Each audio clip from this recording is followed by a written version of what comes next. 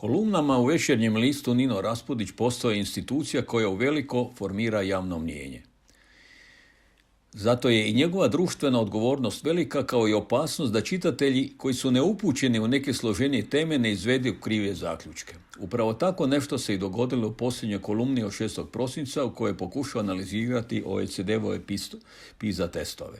Kao na primjer školstvo Izraela, koje je kao i USA školstvo singularni slučaj ovakvim analizama. Zašto je tome tako? Zato što su ta školstva posebna u odnosu na europsko školstvo. Bit cijele priče je zapravo u tome što postoji značajna korelacija između rezultata na PISA testovima i tehnološkog razvoja u pojedinim zemljama.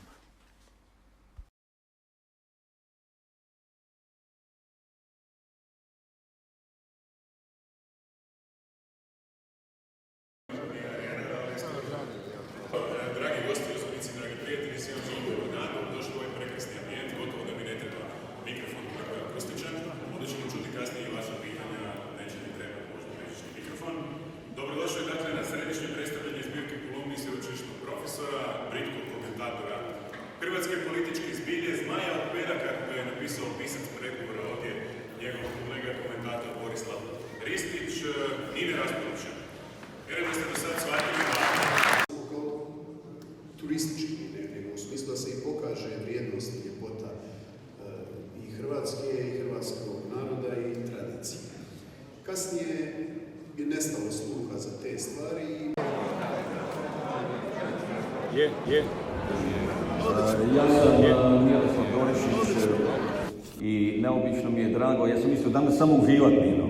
Međutim, kako se ja sa tvojim kolumnama uvijek slažem, a i moji prijatelji, i ti si zaista postao institucija, a pogotovo što se tiče formiranja javnog mnijenja. Ja sam se već malo zabrinuo da se ja stalno s tobom slažem. I jučer se dogodilo nešto interesantno, kako ja već 3 godine imam embargo u Večernjaku, ne mogu pod svojim imenom i prezimenom napisati nijedno reagiranje, nego se služim pseudonimima, bilo ih već jedno 20. Jučer vidim, pored svoje kolumne između tebe i Ivkošića, moja Emilija Zekanović piše o PISA testu. I ja pročitam sav sretan, sve su prenijeli, a onda vidim tvoj tekst.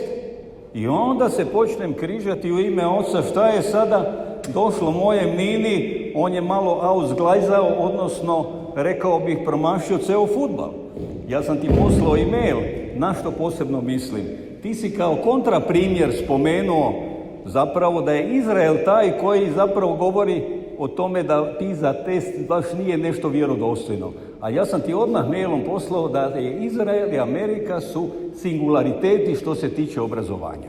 Sad ja ću zaključiti samo time da mi je zapravo drago da smo se razišli ovdje i sa Petrom sam upravo govorio da ćemo dogovoriti jednu tribinu poslije vašeg 5. dana da bude za one koji se malo više razumiju s tem područje. Nema mi na tome zamjeriti. Evo, to je moj komentar samo.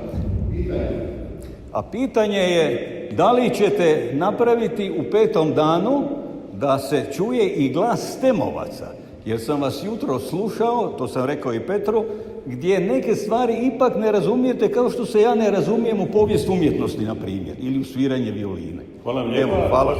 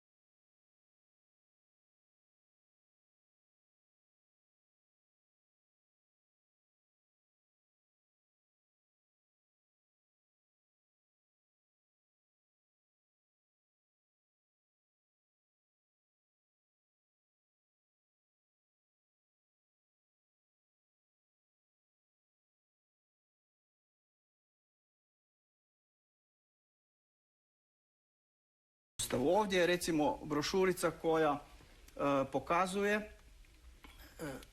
na koji način su Njemci reagirali.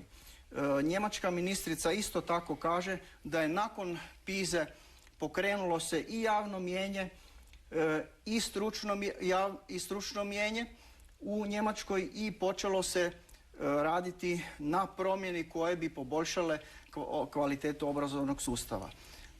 Ona kaže ovo je put za promjenu unutrašnje reforme školskog sustava. Gospodine Dorešiću, po vašem mišljenju, da li je to put i za nas? Gledajte, PISA projekt, kao što sam rekao u uvodu, je izvrstan projekt. Međutim, tek ćemo vidjeti što će on pokazati za naše, dakle za hrvatsko školstvo. Mi imamo PISA projekt, sad ću pojednostavljeno reći, svake godine. I toga nismo svjesni, ili mnogi toga nisu svjesni. Dovoljno je pogledati, iako PISA projekt obuhvaća 15-godišnjake.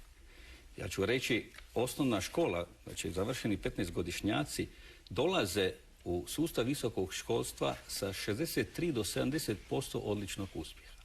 To je jedan podatak koji bi zgrozio ljude koji rade PISA projekt. Ja ne znam da li smo im to ikad rekli. To je jedna stvar. Druga, ovo što sam rekao da mi svake godine imamo PISA projekt, on nije isto za 15-godišnjake, nego za zapravo da, krivo govorim, za brucoše, to oni su 15-godišnjaci. Dobro, 18-godišnjaci. Pardon, 18-godišnjaci. Kad se gleda upravo discipline, kad se gledaju koje se odnosi na PISA projekt, dakle to je matematika, prirodoslovlje, dakle onda se vidi da po izboru recimo elektrotehničkog fakulteta, njihovog klasifikacijskog ispita, imamo katastrofalne rezultate. To su javni rezultati koji su objavljeni dan danas, stoje na njihovom webu www.fer.hr, razredbeni ispiti. Dolazite do sljedeće spoznaje. Od 1200 kandidata, preko polovice su super odlikaši. Šta to znači? To znači da su to učenici koji dolaze iz srednjih škola sa maksimalnim brojem bodova. Odlični 5.0. Dakle, maksimalni broj bodova je 400. Pišu razredbeni ispit, test, koji nosi 600 bodova. Pokazuje se da od te preko polovice super odlikaša pola njih ne riješi pola testa. To znači da 20% učeničke populacije koje su super odlikaši u našem školskom sustavu ne riješi niti zadovoljan.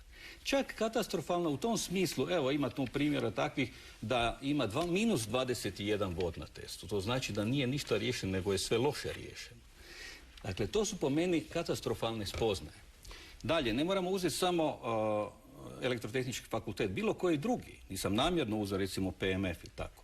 Pogledajte recimo Filozofski fakultet. Prošle godine, ja se volim našaliti upravo iz očaja. Ja mislim da je dekan Neven Budak napravio onakav razredbeni ispit kakav je napravio.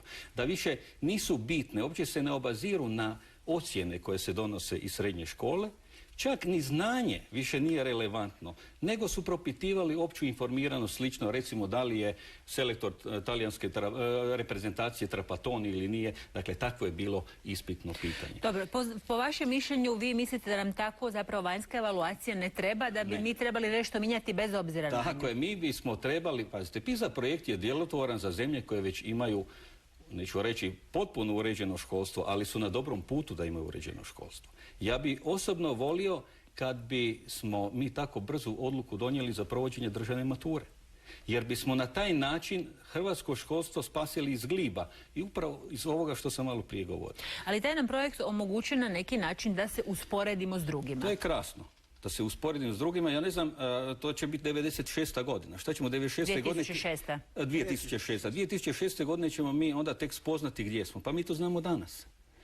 Samo što te podatke niko ne čita, nikom nije stalo, niko ih ne analizira. Recimo, fakultet kojeg sam spomenuo, FER, oni te podatke ljubomorno čuvaju, možda čak i ne čuvaju ljubomorno, ali niko nije pitao za te podatke.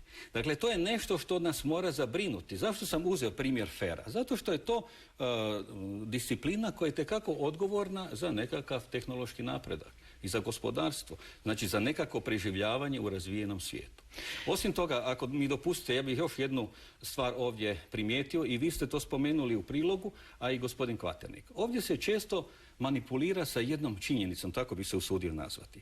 Rečeno je da je PISA projekt u Njemačkoj pokazao užasno loše rezultate, da su Njemci zgranuti. Ja bih upravo sad iskoristio ovu priliku reći da se Njemcima dogodilo to što im se dogodilo samo zato što su prije 15-16 godina u osnovnoj školi, u 12. godini života učenika, uveli ranu izbornost. To niko ne govori. Šta znači rana izbornost? To je jednom akademik Par lijepo rekao. Omogućili su i djeci i roditeljima, zapravo jer su djeca mala u toj dobi, i nastavnicima, odnosno učiteljima, da biraju lakše predmete. Znači da umjesto matematike imaju izborno da izaberu lakši program, da izaberu umjetnost i tako dalje. Što su ustanovili? Kancelar Schroeder je pred koju godinu i pol dana zapravo digao taj alarm, a dijelom i na temelju ovog PISA projekta koji je pokazao, dakle, što im se dogodilo. Znači, PISA je u njemačkom slučaju bila korisna jer je upozorila. Tako je, ali bojim se da će nas još gore upozoriti. No dobro.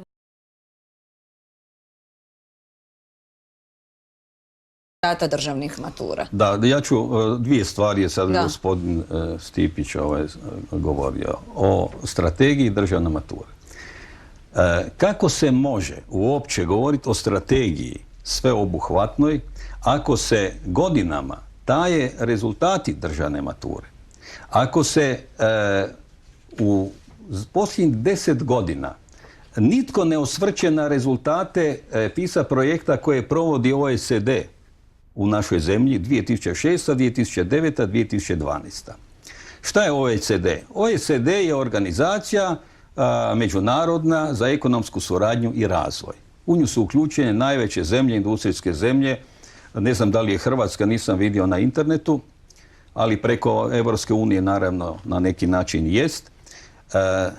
Što je njima u interesu sa tim PISA projektom? Njima je u interesu da snime stanje u svakoj zemlji što se tiče obrazovanja i to dobi do 15 godina.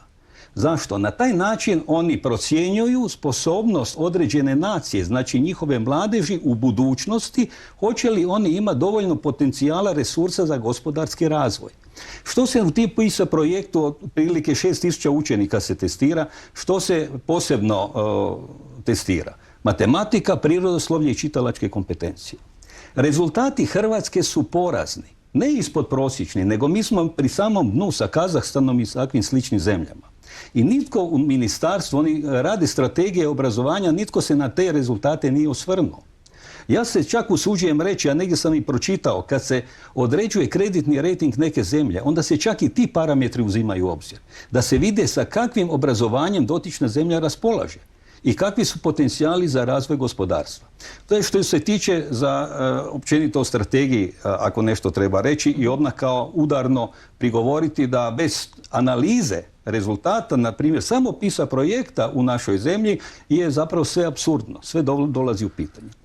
Drugo, državna matura. Državna matura je nešto što razvijene zemlje, odnosno razvijeni obrazovni sustav imaju stoljećima.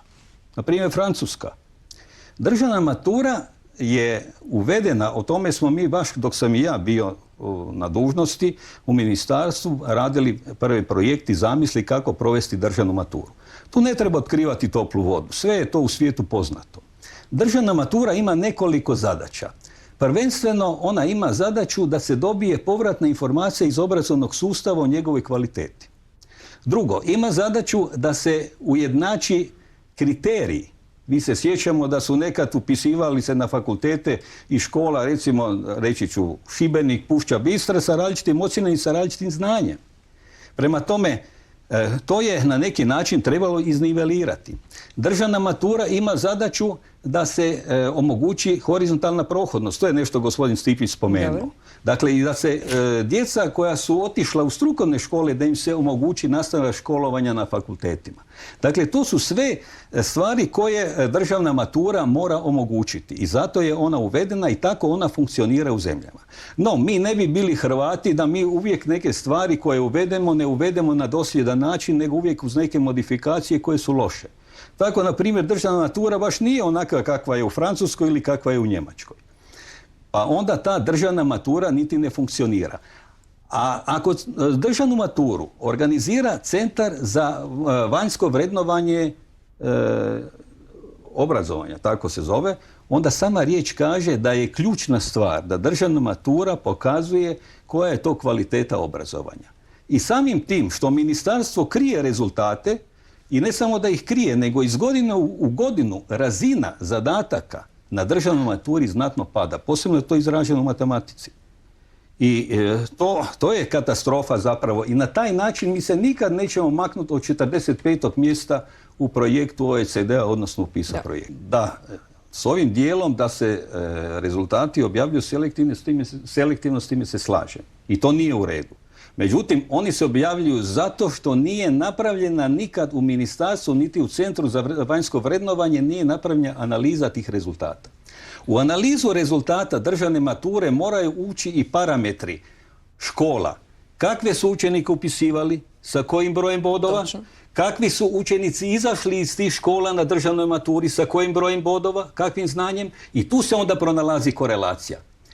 Čiji je to zadatak? Bila je izjava... Čiji je to zadatak da? Molim? Ko to mora? To je zadatak ministarstva, odnosno Centra za vanjsko vrednovanje znanja. Tako to funkcionira u jednom obrazovnom sustavu Francuske.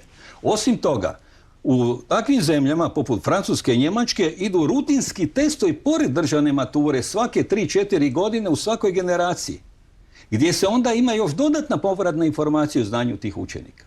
I sad na temelju toga, kad se tako napravi analiza, onda se vidi, jer jedna je bila primjedba da škole neke dobivaju same odlikaše, ali pazite, je li to privilegija samo? Pa to je i obveza da škole koje dobiju odličnu djecu, s njima treba i kvalitetnije raditi, ona su i zahtjevnija. To je i veći napor, nije to samo privilegija. Dakle, kada se dobije prava slika od školi, onda se može. To nije velik posao, pa nema 5 milijuna nastavnika. Može se točno vidjeti iz godine u godinu kod čiji učenici su uznapredovali. Niko neće biti povrijeđen. Oprostite, ja sam prekjučer, kad je bilo županijsko natjecanje, čuo drugu priču iz same baze, znači od samih nastavnika. Kaže, mi vodimo djecu godinama na natjecanje. Ja imam svake godine natjecatelja koji dođe do državne razine matematike, fizike, kemije, nije važno. Ali niko o tom ne vodi računa. Meni se nigdje ne spomene. Tako je. I sada, da nema tog entuzijazma, da nema i na neki način inercije u školskom obrazovnom sustavu, pa ne bi bilo niti tih rezultata. Dakle, takve stvari se vrlo jednostavno mogu riješiti i bez velikih priča o nekakvoj strategiji. Zašto ne bi ministar iz godine u godinu, pazite, ocjenjivanje svako, pa i ocjenjivanje nastavnika je statistička veličina. Ne može recimo jedne godine nastavnik pokazati svoju kvalitetu. Baš ima peh, dobije loš razred. Pa onda treba vidjeti šta je s tim razredom i tako dalje. Ali tijekom 10 godina, a mi imamo Hrvatsku državu preko 20 godina, sve smo to mogli napraviti. Tako to vani funkcionira. I onda ide nagrađivanje prema uspjehu. Ne kao u bivšoj JNA protekom godina pa dobiješ još jedan čvarak za zasluge. Nego prema rezultatima rada. I šta imaju Njemci? Evo, o tome smo mi nekad, ako se gospodin Stipić sjeća i gospodin Filipović, o tome smo u ministarstvu pričali. Ja sam tada predlagao, što zapravo nije sindikalni posao, oni imaju drugi opis radnog mjesta, ali sam ih samo pitao za mišljenje. Njemci imaju stručno napredovanje nastavnika u 5 stupnjeva. Jedan mi je prijatelj točno rekao kako se to zove. Asesor, Studienrat, Oberstudienrat, Studiendirektor i Oberstudiendirektor. Zašto 5 stupnjeva? Jer ovo kod nas savjetnik i mentor, ja ne kažem da mnogi da nisu zaslužili, dapače, ali ima ih onih koji nisu zaslužili. I to nije dovoljna skala. A tko je taj koji procjenjuje? To procjenjuje, evo, upravo takav Centar za vanjsko vrednovanje na temelju rezultata može... Ali ništa od njih nemamo. Onda nema ništa, pa to je katastrofa. Zato državna matura kod nas ne funkcionira. Dalja posljedica, ono što se čuju prigovori. Sve više fakulteta koji uvode ponovo razredbene klasifikacijske ispite.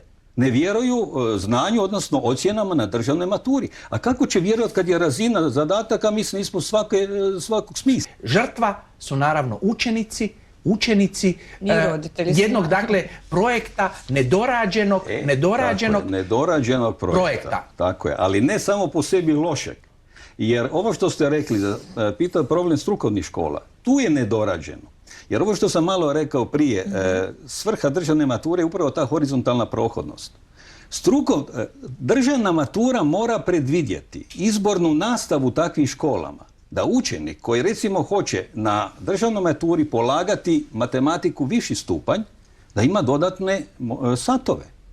Normalno u školi. A što bi radile ove tvrtke izvan škole kad bi oni imali dodatne satove? Mislim, imala sam ja dijete koje je išlo, pripremalo se za maturu, pa je moralo ekstra satove plaćati i za engleski, i za matematiku, ako hoće viši stupanj i hrvatski. Pa mislim, dobro, hrvatski nije jer je imala dosta dobre temelje, ali mislim, matematika je zaista problem. Ali ne izvan škole. Ali izvan to mora škola omogućiti. To mora škola. Tu se slažem sa gospodinom Stipićem da nije napravljeno kako treba.